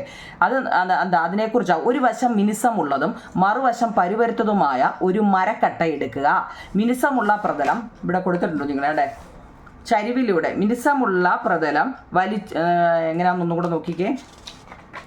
ഒരു വശം മിനുസമുള്ളതും മറുവശം പരുപരുത്തതുമായ ഒരു മരക്കട്ട എടുക്കുക. മിനുസമുള്ള പ്രതലം ചരിവ് തലത്തിലൂടെ വലിച്ചു നീക്കുക. പിന്നീട് പരുപരുത്ത പ്രതലം ചരിവ് തലത്തിലൂടെ നീക്കുവാൻ ശ്രമിക്കുക. എന്തായിരിക്കും വ്യത്യാസം? നല്ല സ്മൂത്തായ സർഫസ് ആണെങ്കിൽ എന്താവും നിങ്ങൾ നമ്മൾ അതിൽ വെച്ചാൽ അത് ഉരുണ്ടിങ്ങി പോരും. അതാ സംഭവം അല്ലേ? സ്മൂത്ത് സർഫസ് ആണെങ്കിൽ എന്താണ്, നമ്മൾ എന്തൊരു വസ്തു വെച്ചാലും ഉരുളുന്നതാണെങ്കിൽ അത് ഉരുണ്ടിങ്ങി പോരും അല്ലേ? എന്താ, പരുപരുത്ത പ്രതലമായപ്പോൾ നീക്കുന്നതിനെതിരായി കൂടുതൽ ബലം, പരുപരുത്ത പ്രതലമായതുകൊണ്ട് ഈ സാധനത്തിനെ നീക്കണമെങ്കിൽ കൂടുതൽ ബലം നമുക്ക് അനുഭവപ്പെട്ടു അല്ലേ? ഇതാണ് ഘർഷണബലം. കൂടുതൽ ഘർഷണമുള്ള സന്ദർഭങ്ങൾ വേഗം കുറയുന്നതായിട്ട് നമുക്ക് കാണാവുന്നതാണ്. അത് ഈ ക്വസ്റ്റ്യൻ, അതായത് ഇപ്പം നമ്മൾ പറഞ്ഞു ഘർഷണബലം എന്നാൽ എന്തെന്നാണ് കേട്ടോ. ഓക്കെ ആണോ? അടുത്ത നമ്മൾ പഠിക്കുന്നത് sliding friction and rolling friction. എല്ലാം ഇച്ചിരി സ്പീഡിലാണ് പോകുന്നതെന്ന് എനിക്കറിയാം. കാരണം നമ്മൾ ഒറ്റ ചാപ്റ്റർ ഒറ്റ ലിങ്കിൽ തീർക്കാൻ വേണ്ടിയാണ് ഈ സ്പീഡിൽ പോകുന്നത്. നമ്മളൊരു പാർട്ട് ഇട്ടതായിരുന്നു. അപ്പോൾ ഇതിനി 3-4 പാർട്ടായിട്ട് പോയി കഴിയുമ്പോൾ അതൊരു നിങ്ങൾക്ക് എഴുതിയെടുക്കാൻ നോട്ട് എഴുതാനൊക്കെ ബുദ്ധിമുട്ടായതുകൊണ്ടാവും നിങ്ങളെ. അപ്പം ഇനി നമ്മൾ പഠിക്കുന്നത് sliding friction and rolling friction ആണ്. നിരങ്ങൽ ഘർഷണം, സ്ലൈഡ് എന്ന് വെച്ചാൽ ഇവിടെ നിരങ്ങൽ ഘർഷണവും റോളെന്ന് വെച്ചാൽ ഉരുളൻ ഘർഷണവും എന്നാണ് കേട്ടോ. എന്തൊക്കെയാണ് നിങ്ങളെ? അതായത് പരുപരുത്ത പ്രതലത്തിലൂടെ ഇത് കാണിച്ചേക്കുന്നുണ്ടോ? ഈ പ്രതലം പരുപരുത്ത പ്രതലത്തിലൂടെ ഭാരമുള്ള ഒരു പെട്ടി നിരക്കി നീക്കുക. അതേ പെട്ടി തന്നെ ഒരു ടയർ ഘടിപ്പിച്ച ട്രോളിൽ വെച്ച് നീക്കുക. എന്ത് വ്യത്യാസമാണ് കാണുന്നത്? പെട്ടി വേഗം നീങ്ങുന്നില്ലേ? ഇവിടെ ഘർഷണം കൂടുകയാണോ കുറയുകയാണോ എന്നാണ് ചോദിച്ചിരിക്കുന്നത്. അതിൻ്റെ ഉത്തരം തന്നെ താഴെ കിടപ്പുണ്ടോ നിങ്ങൾ? ഏതാണ്ട് നിരക്കി നമ്മൾ നീക്കുമ്പോൾ അവിടെ എന്തുണ്ടാകുന്നു? ഘർഷണം ഉണ്ടാകുന്നു അല്ലേ? നിരക്കി എടുത്തുകൊണ്ട് പോവുകയാണെങ്കിൽ എന്താ, അപ്പോൾ അതിൻ്റെ ഭാരവും കൂടും, അതിട്ട് വരത്തുമില്ല അല്ലേ? എന്നാൽ അതിൻ്റെ അടിയിൽ ഒരു റോള് അല്ലേ? ഇതിന് നിരങ്ങൽ ഇങ്ങനെ നിരക്കി നീക്കുമ്പോൾ ഘർഷണം ഉണ്ടാകുന്നതിനെ നമ്മൾ നിരങ്ങൽ ഘർഷണം എന്ന് പറയുന്നു. എന്നാൽ നമ്മൾ ട്രോളി ഉപയോഗിക്കുമ്പോൾ ടയർ ഉരുളുകയാണല്ലോ, അതിൻ്റെ ചെവിട്ടിൽ ഇതിനാവും ഞങ്ങൾ ഈ ട്രോളി എന്ന് പറയുന്നത്. ഇങ്ങനെ 2 വെക്കുവാണെങ്കിൽ അത് ഉരുണ്ടങ്ങ് പോവല്ലേ, അതിനെ നമ്മൾ ഉരുളൻ ഘർഷണം എന്നും പറയുന്നു കേട്ടോ. അപ്പോൾ അതൊന്ന് പഠിച്ചു വെച്ചേക്കണം. ഏതാണ്ട് sliding friction and rolling friction. Friction എന്ന് വെച്ചാൽ ഘർഷണം എന്നാണ് കേട്ടോ. More friction occurs when sliding. This is called sliding friction. When using a trolley the tyre roll. This is rolling friction. Sliding friction is greater than rolling friction. നിരക്കി നീക്കുമ്പോൾ കർഷണം ഉണ്ടാകുന്നു. ഇതിന് നിരങ്ങൽ കർഷണം എന്ന് പറയുന്നു. ട്രോളി ഉപയോഗിക്കുമ്പോൾ ടയർ ഉരുളുകയാണല്ലോ, ഇതാണ് ഉരുളൻ കർഷണം. നിരങ്ങൽ കർഷണം ഉരുളൻ കർഷണത്തെക്കാൾ കൂടുതലാണ് എന്ന. ഓക്കെ ആണോ? ഓക്കെ. അടുത്ത കർഷണം നിത്യജീവിതത്തിൽ.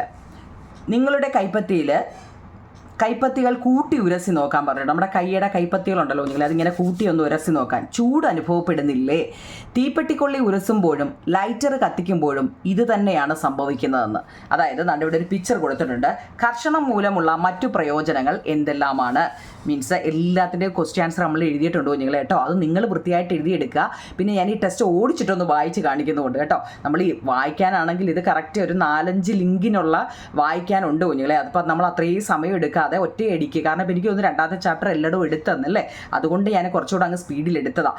അഡ്വാൻറ്റേജസ് ഓഫ് ഫ്രിക്ഷൻ അല്ലേ, എന്തൊക്കെയാണ് ഫ്രിക്ഷൻ്റെ ഗുണങ്ങൾ നമ്മുടെ ടെസ്റ്റിലുണ്ട്. കർഷണം മൂലമുള്ള പ്രയോജനങ്ങൾ എന്തെല്ലാമാണെന്ന് കേട്ടോ. കർഷണം കൊണ്ടുള്ള പ്രയോജനങ്ങൾ അല്ലെ ഗുണങ്ങൾ ഇവിടെ കൊടുത്തിട്ടുണ്ട്. കർഷണത്തിൻ്റെയാണ്, അതൊന്നും ഞാൻ എഴുതിയില്ല. കർഷണത്തിൻ്റെ ഗുണങ്ങൾ നോക്കൂ കുഞ്ഞുങ്ങളെ. ഇവിടെ നമ്മൾ പറഞ്ഞു ലൈറ്റനിങ് അല്ലേ, ലൈറ്റർ കത്തിക്കുമ്പോഴും അല്ലേ അതിൻ്റെ അഡ്വാൻറ്റേജ് ഗുണങ്ങൾ എന്തെല്ലാം, ഫ്രിക്ഷൻ്റെ ഗുണങ്ങൾ എന്തെല്ലാം, ഒരു 4 എണ്ണം പഠിച്ചു വെച്ചിരിക്കണം കേട്ടോ. ഇത് ഒരു പോയിന്റിന് ഒരു മാർഗ്ഗം. പിന്നെ കുഞ്ഞുങ്ങളെ help to hold object firmly, help us in walking, running, help vehicle to move without slipping, striking a match stick കേട്ടോ. എന്ന് വെച്ചാൽ ഒരു ലൈറ്റർ കത്തിക്കുന്നു, വസ്തുക്കളെ മുറുകെ പിടിക്കാൻ നമ്മളെ സഹായിക്കുന്നു. കർഷണം കൊണ്ടുള്ള ഗുണങ്ങൾ, ഈ ഫ്രിക്ഷൻ കൊണ്ടുള്ള ഗുണങ്ങൾ എന്തെല്ലാം. നമ്മൾ ആ കർഷണം ഉള്ളതുകൊണ്ട് എന്താ, നമ്മളൊരു ലൈറ്റർ ഇങ്ങനെ കൈ വെച്ചിട്ട് ഇങ്ങനെ കത്തിക്കത്തില്ലേ, അത് വസ്തുക്കളെ നമ്മൾ മുറുകെ പിടിക്കുന്നു അല്ലേ. പിന്നെ നടക്കാനും ഓടാനും ഒക്കെ നമ്മളെ സഹായിക്കുന്ന ഈ ഫ്രിക്ഷനൊക്കെ ഉള്ളതുകൊണ്ടാണ്. പിന്നെ ഓടുന്ന വാഹനങ്ങളെ തെന്നാതെ നീങ്ങാനും സഹായിക്കുന്നുണ്ട്. പിന്നെ തീപ്പെട്ടി കത്തിക്കുന്നത്, ഇതൊക്കെ എന്താ കുഞ്ഞുങ്ങളെ ഫ്രിക്ഷൻ്റെ അഡ്വാൻറ്റേജ് ആണ്. വളരെ ഇമ്പോർട്ടൻ്റ് ആണ് കേട്ടോ. ഫ്രിക്ഷൻ്റെ അഡ്വാൻറ്റേജ് ഗുണങ്ങൾ എന്തെല്ലാം. ഓക്കെ ആണോ? 18 എണ്ണ നമ്പറൊക്കെ എനിക്ക് തോന്നുന്നു അല്ലാതെയൊക്കെ ഉണ്ടെന്ന് കേട്ടോ.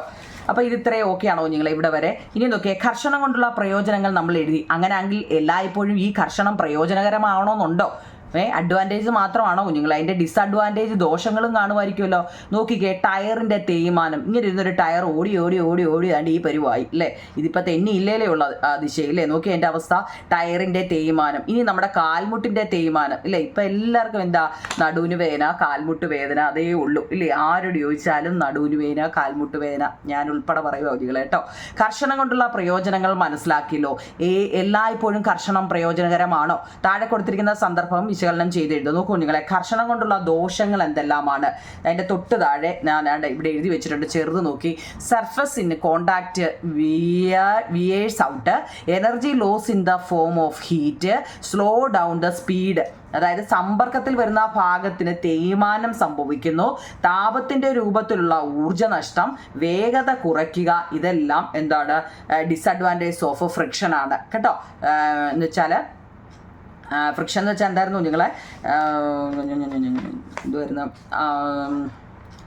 കർഷണം അല്ലേ. ഈ കർഷണം കൊണ്ടുള്ള ദോഷങ്ങൾ എന്തെല്ലാം. അപ്പോൾ ഗുണവും ദോഷവും, ഗുണം ഒരു 4 എണ്ണവും ദോഷം ഒരു 3 എണ്ണവും പഠിച്ചു വെച്ചിരിക്കണം കേട്ടോ. അപ്പം നിങ്ങൾക്ക് ഗുണമായിരിക്കും അത് കേട്ടോ. ഓക്കെ ആണോ? ഇനി അടുത്ത് നോക്കൂ നിങ്ങളെ. അപ്പോൾ ഇത്രയും ഓക്കെയാണ്. അടുത്തതാണ്ടേ, കർഷണം കുറയ്ക്കുന്നതിനുള്ള മാർഗ്ഗങ്ങൾ എന്തെല്ലാം. കർഷണം കുറയ്ക്കുന്നതിനുള്ള മാർഗ്ഗങ്ങളെക്കുറിച്ച് മനസ്സിലാക്കുന്നതിന് അതിനെ സ്വാധീനിക്കുന്ന ഘടകങ്ങളെക്കുറിച്ച് അറിയേണ്ടതില്ലേ. ഒരു പ്രവർത്തനം തന്നിട്ടുണ്ട്. നോക്കി കുഞ്ഞുങ്ങളെ, ഒരേ മാസമുള്ള എന്ന് വെച്ചാൽ ഒരേ വെയിറ്റുള്ള മരക്കട്ടയാണ് ഐസ് കട്ട. ഒരേ മാസമുള്ള മരക്കട്ട, ഐസ് കട്ട, റബ്ബർ കഷ്ണം. എന്താ നിങ്ങളെ, ഒരേ മാസമുള്ള മരത്തിൻ്റെ കട്ടയുണ്ടല്ലോ, മരക്കട്ട, അതാ ഉദ്ദേശിക്കുന്നത്. ഐസ് കട്ട, റബ്ബറിൻ്റെ കഷ്ണം എന്നിവ എടുക്കുക. ഇവ ഒരു ചരിഞ്ഞ പ്രതലത്തിലൂടെ നിരങ്ങി താപ്പോട്ടിങ്ങനെ നിരക്കി വിടുക. ചരിവ് തലവുമായിട്ട് സമ്പർക്കത്തിൽ വരുന്ന ഭാഗത്തിൻ്റെ പരപ്പളവ് തുല്യമാകുന്ന രീതിയിൽ വേണം ഇത് ക്രമീകരിക്കാൻ. നിരീക്ഷണം എന്നിട്ട് എഴുതാൻ. എന്തുമായിരിക്കും നിങ്ങളെ ഇവിടെ സംഭവിച്ചത്? എന്തുമായിരിക്കും? അതായത് ചരിഞ്ഞ് നമ്മൾ 3 പലക ഇട്ടേക്കുക. ഒന്നിൽ ഐസ് ഇട്ടു, ഒന്നിലെന്താ നമ്മൾ റബ്ബർ അല്ലേ, റൈസർ വെച്ചു. ഒന്നാമത്തേതിൽ, അടുത്തതിലോ ഒന്നിൽ ഒന്നിൽ ഐസ് കട്ട, രണ്ടാമത്തേൽ റബ്ബറിൻ്റെ കഷ്ണം, മൂന്നാമത്തേൽ എന്തുവാ എന്തൊക്കെയാ മരക്കട്ട, ഐസ് കട്ട, റബ്ബർ കഷ്ണം, ഈ 3 എണ്ണമാണേ കേട്ടോ. ഇവിടെ എന്താ സംഭവിക്കുന്നത്? സമ്പർക്കത്തിൽ വരുന്ന പ്രതലങ്ങളുടെ സ്വഭാവം കർശനം. ഇവിടെ എന്തുമായിരിക്കും നിങ്ങൾ ഏറ്റവും ഭാരമുള്ളതായിരിക്കും എന്താ ആദ്യം നിരങ്ങി ഈ താഴെ വരുന്നത് അല്ലേ? അതിപ്പോൾ ഈ എക്സ്പെരിമെൻ്റ് കണ്ടില്ലേ, നമുക്കറിയത്തില്ലേ? ചരിച്ച് വെച്ച ഒരു പ്രതലത്തിൽ നമ്മൾ ഭാരമുള്ള വസ്തു വെച്ച് കഴിഞ്ഞാൽ അത് നിരങ്ങി ഈ താഴെ വരും. അത് തന്നെ. അപ്പോൾ ആദ്യം വന്നത് ആരായിരിക്കും? മരക്കട്ട ആണോ? അല്ല, ഐസ് കട്ടയായിരിക്കും. ഇല്ലയോ? ഐസ് കട്ടയ്ക്കല്ലേ ഭാരം, ഇല്ലയോ നിങ്ങളെ? ഏതാണ്ട് ഐസ് കട്ടയാണ് ഒന്നാമത് വന്നിരിക്കുന്നത് അല്ലേ? അപ്പോൾ ഇവിടെ നോക്കിക്കേ, സമ്പർക്കത്തിൽ താഴെ നൽകിയിരിക്കുന്ന പരീക്ഷണം. ഇനി അടുത്ത പേരെ ഇതൊന്നും അറിഞ്ഞിരിക്കാൻ വേണ്ടി കേട്ടോ. ഏറ്റവും ഭാരമുള്ളത് എന്തുവാ ഐസ് കട്ടയ്ക്കാണ്. അത് കഴിഞ്ഞിട്ട് റബ്ബറിനായിരിക്കും. അല്ല, മരക്കട്ടയ്ക്ക് കേട്ടോ. മരക്കട്ട. റബ്ബർ പിന്നെയുള്ളൂ. റബ്ബർ തടിയുമായിട്ട് കുറച്ചുകൂടെ അത് ഒന്നാമത് വന്ന ആരാണ്? ഐസാ കേട്ടോ. സമ്പർക്കത്തിൽ വരുന്ന പ്രതലങ്ങളുടെ സ്വഭാവം കർശന ബലത്തെ സ്വാധീനിക്കില്ലേ? താഴെ കൊടുത്തിരുന്ന വേറൊരു പരീക്ഷണം നോക്കൂ നിങ്ങളെ. ഒരു ഗ്ലാസ് ജാറിൽ വെള്ളം എടുത്ത് തുല്യ മാസുള്ള ഒരു ഉരുണ്ട കല്ലും 2 അറ്റവും കൂർത്ത കല്ലും വെള്ളത്തിലൂടെ താഴെ ഇടുക. എന്താണ്? ഒരു ഗ്ലാസ് ജാറിൽ വെള്ളം എടുത്ത് തുല്യമാസുള്ള ഒരു ഉരുണ്ട കല്ലും കൂർത്ത കല്ലും വെള്ളത്തിലൂടെ താഴേക്കിടുക. ഒന്നിൽ ഉരുണ്ടതും കാണാൻ പറ്റുന്നില്ലയോ? ഞാനിവിടെ ഇരുന്ന് ഉരുള് വന്നു. ഒന്നിൽ ഉരുണ്ട ചരിഞ്ഞിരിക്കുന്നതുകൊണ്ടേ ഓക്കെ. ഒന്നിലാണ്ട് നിങ്ങളെ ഉരുണ്ടതും ഒന്നിലാണ്ട് കൂർത്ത കല്ലും ഇടുക. ഏതാണ് വേഗത്തിൽ താഴേക്ക് പോകുന്നത്? ഇതിൽ നിന്നും വസ്തുക്കളുടെ ആകൃതി കർഷണത്തെ സ്വാധീനിക്കുന്നുവെന്ന് മനസ്സിലാക്കാം. കർഷണത്തെ സ്വാധീനിക്കുന്ന ഘടകങ്ങൾ എഴുതുക. അതായത് ഇതേ ഉള്ളൂ നിങ്ങളെ, നമ്മൾ കൂർത്തിരിക്കുന്നതായിരിക്കും താഴോട്ട് പോകുന്നത് കേട്ടോ. ഉരുണ്ടതാണ്ട മേലിൽ കിടന്ന് ഉരുളുന്നതേ ഉള്ളൂ. കൂർത്തിരിക്കുന്നതെങ്കിൽ താഴെ വന്നു കേട്ടോ. ഇതൊക്കെ നല്ലതുപോലെ മനസ്സിലാക്കണേ. ഞാൻ ഈ സ്പീഡിൽ പറഞ്ഞു പോകുന്നത് കൊണ്ട് നിങ്ങൾ വിചാരിക്കും ഇതെന്തു ഈ സ്പീഡ് എവിടെ പോവാ, ഇല്ലയോ? ഇങ്ങനെയൊക്കെ നിങ്ങൾക്ക് തോന്നുന്നുണ്ടായിരിക്കും, ഇത്രയും സ്പീഡ് ഇത് എവിടെ പോവാ, ഇത് പെതുക്കെ ഞങ്ങൾക്ക് പറഞ്ഞു തരൂ എന്നൊക്കെ തോന്നില്ലേ? ഒറ്റപ്പാടം ഒറ്റ ലിങ്കിലങ്ങ് തീർക്കാൻ വേണ്ടിയാവും നിങ്ങളെ. കാരണം എന്താണെന്നറിയോ? നിങ്ങൾക്ക് നോട്ടും വേണം, സംഭവം എന്താണെന്ന് മനസ്സിലാകുകയും വേണം കേട്ടോ. അതുകൊണ്ടാണ് ഇതിനകത്തിൽ ഇതിപ്പോൾ കേൾക്കുമ്പോൾ തന്നെ നിങ്ങൾക്ക് അറിയാം. ഒരു ഗ്ലാസ് ജാർ എടുക്കുക. അതിനകത്തിൽ വെള്ളം ഒഴിച്ചിട്ട് നമ്മൾ ഒന്നിൽ കൂർത്ത കല്ലും അല്ലേ, ഒന്നിൽ ഉരുണ്ട കല്ല് വിട്ട് കഴിഞ്ഞാൽ ആ കൂർത്ത കല്ലായിരിക്കും ആദ്യമേ താഴോട്ട് പോകുന്നതെന്ന് കേട്ടോ. അതിപ്പോൾ ഞാൻ പെതുക്കെ പറഞ്ഞാലും സ്പീഡിൽ പറഞ്ഞാലും അങ്ങനെ തന്നെയല്ലേ പോകുന്നത്. കൈപ്പത്തിയിൽ കൂട്ടി ഉരസുമ്പോൾ കർഷണം. നമ്മുടെ കൈ രണ്ടും കൂടി ഇങ്ങനെ കുറച്ച് നേരം നമുക്ക് ഈ പനിയൊക്കെ വരുമ്പോഴേ നമ്മളിങ്ങനെ കൂട്ടി ഉരസുമ്പോൾ അവിടെ എന്താവും നിങ്ങളെ? ചൂട്. കൈ രണ്ടും കൂടെ കൂടുമ്പോൾ അവിടെ ചൂടല്ലേ, കർഷണം അനുഭവപ്പെടുന്നതായിട്ട് കാണുന്നു. കൈകളിൽ എണ്ണ പുരട്ടി കൂട്ടി തിരുമ്മിയാൽ വേഗം തെന്നി നീങ്ങുന്നതായിട്ടും കാണാം അല്ലേ? കയ്യിലൊന്നുമില്ലാതെ ഉണ്ടെങ്കിൽ നമ്മളെന്താ ഇങ്ങനെ ഓർക്കുമ്പോൾ കൈ ഇങ്ങ് ചൂടായിട്ട് അവിടെ കർഷണം അനുഭവപ്പെടുന്നു. എന്നാൽ ഇച്ചിരി എണ്ണ പുരട്ടിയിട്ടാണെങ്കിലോ നിങ്ങളെ അത് വേഗം തെന്നി നീങ്ങുന്നതായിട്ടും കാണാം. ഇതിൽ നിന്ന് നിങ്ങൾക്ക് എന്ത് മനസ്സിലായി? എണ്ണ പുരട്ടുമ്പോൾ കർഷണം കുറയുന്നതായിട്ട് മനസ്സിലായില്ലയോ നിങ്ങളെ? കയ്യിൽ എണ്ണ പുരട്ടുമ്പോൾ കയ്യിൽ കർഷണം കുറയുന്നതായിട്ട്. എന്ന് വെച്ചാൽ എന്തോന്നറിയോ? ലൂബ്രിക്കൻ്റ് എന്നാൽ എന്താണ്? അതിൻ്റെ മലയാളം എന്താവും നിങ്ങളെ? സ്നേഹകങ്ങൾ എന്നാൽ എന്താണ്? Lubricant. Substances that help to reduce friction between contacting surface are lubricant. Substances that help to reduce friction between contacting surface are lubricant. അതിൻ്റെ എക്സാമ്പിൾ നമ്മുടെ ടെസ്റ്റിൽ ചോദിച്ചിട്ടുണ്ട്. ഏതൊക്കെയാണ്? ഓയില്, ഗ്രീസ്, ഗ്രാഫൈറ്റ് കേട്ടോ. മലയാളം നോക്കൂ നിങ്ങളെ. സമ്പർക്കത്തിൽ വരുന്ന പ്രതലങ്ങൾക്കിടയിലുള്ള കർഷണം കുറയ്ക്കുന്നതിന്, ഇപ്പം നമ്മൾ കൈ ഇങ്ങനെ ഉരയ്ക്കുക എന്ന് പറയത്തില്ലേ, അങ്ങനെ ഇട്ട് ഉരയ്ക്കുമ്പോൾ അതിൻ്റെ കർഷണം ഈ എണ്ണ ഒഴിച്ചപ്പോൾ അങ്ങ് കുറഞ്ഞു. മനസ്സിലായോ? അങ്ങനെ കുറയ്ക്കുന്നതിന് സഹായിക്കുന്ന പദാർത്ഥങ്ങളെയാണ് എന്ത് പറയുന്നത്? സ്നേഹകങ്ങൾ എന്ന് അല്ലെങ്കിൽ ലൂബ്രിക്കൻ്റ് എന്ന് പറയുന്നത്.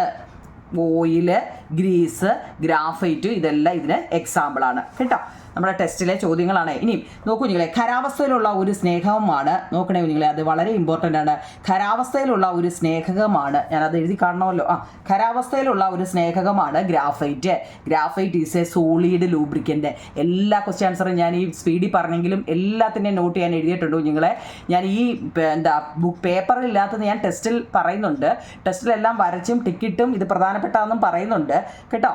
അത് ഒരു വട്ടം കണ്ട് മനസ്സിലായില്ലെങ്കിൽ ഒന്നുകൂടെ കയറി കാണാമെങ്കിലേ എളുപ്പം നിങ്ങൾക്ക് മനസ്സിലാവും കേട്ടോ. നിങ്ങൾക്ക് വേണ്ടിയാണേ. അടുത്ത നോക്കുന്നില്ലേ, ഇവിടെ ഉയർന്ന താപനിലയിലുള്ള യന്ത്ര ഭാഗങ്ങൾക്കിടയിൽ സാധാരണയായി ഗ്രാഫൈറ്റ് ആണ് സ്നേഹകമായിട്ട്. നമ്മൾ ഈ ഉയർന്ന താപനിലയുള്ള യന്ത്രങ്ങളുണ്ടല്ലോ, വിമാനങ്ങളൊക്കെ ഉണ്ടല്ലോ കുഞ്ഞുങ്ങളെ, അങ്ങനെയുള്ള വലിയ യന്ത്രങ്ങളൊക്കെ ഉപയോഗിക്കാൻ ഗ്രാഫൈറ്റ് ആണ് ലൂബ്രിക്കൻ്റ് ആയിട്ട് അവർ ഉപയോഗിക്കുന്നത്. അതൊക്കെ ഒരു മാർക്കിന് ചോദിക്കാവുന്ന കേട്ടോ. എന്താണ് അവിടെ ഉപയോഗിക്കുന്നത് ഓർത്തോണേ, ഗ്രാഫൈറ്റ് ലൂബ്രിക്കൻ്റ് ആണ് കേട്ടോ, സ്നേഹകങ്ങൾ. വാഹനങ്ങളിൽ ടയറുമായിട്ട് ബന്ധപ്പെട്ട് ചിത്രത്തിലേതുപോലെയുള്ള ബോൾ ബെയറിങ്ങുകൾ ശ്രദ്ധിച്ചിട്ടുണ്ടോ? അതാണ്ട് ഈ ബെയറിങ് അറിയോ നിങ്ങളെ, കാറിൻ്റെ ടയറിൻ്റെ ബെയറിങ് ശ്രദ്ധിച്ചിട്ടുണ്ടോ? ആക്സിലുമായുള്ള ഘർഷണം കുറയ്ക്കുന്നതിനാണ് ഇവ ഉപയോഗിക്കുന്നത്.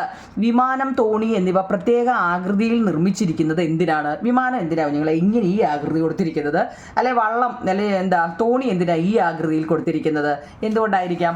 ഞാട്ടെ, where aeroplane and a boat made in a special shape. This method is reducing friction by changing the shape is called streamlining. ഇതിലൊക്കെ ഒരു ടൂറിസ്റ്റ് ബസ് പോകുന്നതാണ് സ്ട്രീം ലൈൻ്റെ അല്ലേ? ഓക്കെ കുഞ്ഞില്ലേ, the method of reducing frictions by changing the shape is called streamlining. എന്ന് വെച്ചാൽ ഘർഷണം കുറയ്ക്കത്തക്ക വിധം ആകൃതി വ്യത്യാസപ്പെടുന്നതിനെ ധാരാരഹിതമാക്കാൻ. സ്ട്രീം ലൈനിൻ്റെ മലയാളം എന്താ കുഞ്ഞുങ്ങളെ? ധാരാരഹിതമാക്കൽ എന്നാണ് പറയുന്നത്. സ്ട്രീം ലൈനിൻ്റെ മലയാളം എന്താണ്? ധാരാരഹിതമാക്കൽ കേട്ടോ. എന്തുകൊണ്ടാണ് കുഞ്ഞുങ്ങളെ? നമ്മുടെ ആ ഘർഷണം കുറയ്ക്കാൻ വേണ്ടിയാണ് ഇതിനൊക്കെ ഈ ഷേപ്പ് കൊടുത്തേക്കുന്നതെന്ന്. ഇത് മേപ്പോട്ട് പൊങ്ങി ഇങ്ങനെ പോകത്തില്ലേ? അപ്പം ഫ്രണ്ടൊക്കെ അല്ലാതെ നമ്മൾ വലിയ ടൂറിസ്റ്റ് ബസ്സിൻ്റെ ഒക്കെ കൂട്ടൊക്കെ നല്ല ഇതായിട്ടൊക്കെ പണിഞ്ഞു വെച്ചാൽ എങ്ങനെ ശരിയാവുമോ? ഇല്ല. അപ്പോൾ അവർ അതിൻ്റെതായ രീതി method is reducing friction by changing the shape is called streamlining. ഘർഷണം കുറയ്ക്കത്തക്ക വിധം ആകൃതി വ്യത്യാസപ്പെടുത്തുന്നതിനെയാണ് നിങ്ങളെ ധാരാരഹിതമാക്കൽ അല്ലെങ്കിൽ സ്ട്രീം ലൈൻ എന്ന് പറയുന്നത് കേട്ടോ. അതായത് ഇതിന് രണ്ടിനും ഈ ഷേപ്പ് കൊടുത്തത്. ഇനി ഘർഷണം കുറയ്ക്കുന്നതിനുള്ള വിവിധ മാർഗ്ഗങ്ങൾ എന്തെല്ലാം? Various type of reduce friction. ഒന്നാമത്തെ ഇപ്പം നമ്മൾ പഠിച്ചാൽ അത് 3 എണ്ണം എഴുതി വെച്ചാൽ മതി. ഇപ്പം നമ്മൾ പഠിച്ചായിരുന്നത് ലൂബ്രിക്കേഷൻ എന്ന് വെച്ചാൽ സ്നേഹകങ്ങൾ. മലയാളം അറിയണേ നിങ്ങൾ കേട്ടോ. സ്നേഹകങ്ങൾ, സ്നേഹകങ്ങൾ സ്ട്രീം ലൈൻ എന്ന് വരുന്നത് ധാര, ഇതൊക്കെ ഇച്ചിരി കട്ടിയുള്ള വാക്കാണ് കേട്ടോ. ധാരാരഹിതമാക്കൽ കേട്ടോ. ഈ 2 പേരെങ്കിലും അറിയണം, ഇച്ചിരി വലിയ പേരാണ്. പിന്നെ ബെയറിങ്ങിൻ്റെ ഉപയോഗവും കേട്ടോ. ഓക്കെ ആണോ കുഞ്ഞില്ലേ? അപ്പോൾ നമ്മൾ ഈ ടെസ്റ്റ് ഫുള്ള് അതിൻ്റെ പ്രധാനപ്പെട്ട ഈ ലെറ്റേഴ്സസ് ഉണ്ട് വിലയിരുത്താമെന്നുള്ളത്. അത് നിങ്ങൾക്ക് വേണമെന്നുണ്ടെങ്കിൽ നിങ്ങൾ കമൻറ്റ് ബോക്സിൽ പറഞ്ഞോളൂ നിങ്ങൾ കേട്ടോ. അപ്പോൾ ഈ പാഠം മൊത്തവും നമ്മൾ പഠിച്ചിട്ടുണ്ട്. നോട്ട് വേണമെങ്കിൽ ഞാൻ അറിയാൻ വയ്യാത്ത ഒരു 1 മിനിറ്റ് കൊണ്ടൊന്ന് കാണിക്കാം. അഥവാ കിട്ടാത്തവർക്ക് വേണമെങ്കിൽ നോണ്ടു നിങ്ങളെ റെസ്റ്റ്, മോഷന്, റെഫറൻസ് ബോഡി, പിന്നെന്താ അല്ലെങ്കിൽ നമുക്ക് പാർട്ട് 2 എന്നും പറഞ്ഞ്, അതായത് നമ്മുടെ ചാപ്റ്ററിലെ എല്ലാ പാഠത്തിൻ്റെയും ചാപ്റ്റർ 2 എന്നും പറഞ്ഞ് ഞാനൊരു ലിങ്ക് ഇടുമല്ലോ. അപ്പം ഞാനതിപ്പോൾ ഇത് ഫുള്ള് നമ്മൾ കാണിക്കും. ഇപ്പം നിങ്ങൾ എഴുതി കാണുമെന്ന് ഞാൻ വിശ്വസിക്കുന്നു കേട്ടോ. ഓക്കെ ആണോ കുഞ്ഞുങ്ങളെ? അഥവാ കണ്ടില്ലെങ്കിൽ ഒന്ന് ബാക്കടിച്ച് നോക്കിയാൽ മതിയല്ലോ, ഇല്ലയോ? മനസ്സിലായിട്ടുണ്ടെങ്കിൽ കമൻറ്റ് ബോക്സിൽ പറയണേ കുഞ്ഞുങ്ങളെ. സ്പീഡ് കൂടുതലായിരുന്നെന്ന് എനിക്കറിയാം. കാരണം ഇത്രയും വലിയൊരു ചാപ്റ്റർ നമ്മളവിടെ 45 മിനിറ്റ് കൊണ്ട് തീരുവാന്ന് വെച്ചാൽ അതൊരു അതിശയമുള്ള കാര്യമാണ്. കാരണം ഞാൻ ആ ടെസ്റ്റും വായിച്ച് നോട്ടും കാണിച്ച് എല്ലാം കൂടെ അല്ലേ, അതുകൊണ്ടാണ് കേട്ടോ. അപ്പം കമൻറ്റ് പറയണം കേട്ടോ കുഞ്ഞുങ്ങളെ. നിങ്ങളുടെ കമൻറ്റാണ് എന്നെ അടുത്ത ചാപ്റ്ററിലോട്ട് വിടുന്നത് കേട്ടോ. ഓക്കെ കുഞ്ഞുങ്ങളെ, താങ്ക് യു.